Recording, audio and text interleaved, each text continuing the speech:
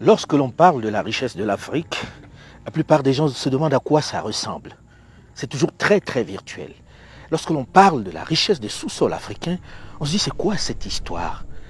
Eh bien, il suffit de voyager sur le continent pour le voir. Il suffit d'arriver dans certains endroits pour comprendre à quel point nous avons été dotés de richesses que nous n'exploitons pas.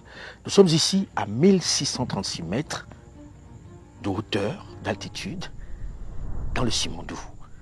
Et regardez, il suffit d'aller sur le bord de cette route pour voir du fer, du minerai de fer en haute teneur. Il n'a pas encore été travaillé. Et il est partout, partout. Quand vous vous déplacez, ce caillou sur la place, c'est du fer. Partout, il y a du fer. Et ici, on a décidé de l'exploiter différemment. On a décidé, enfin, de se l'approprier. Mais comment se l'approprier? Puisque jusqu'à une certaine date, et c'est ce que signent les politiques, ils avaient donné ça à quelqu'un pour 35 ans. Après, on allait leur donner ces infrastructures qui sont très belles. Sur cette énorme montagne qui est bourrée de minerais de fer.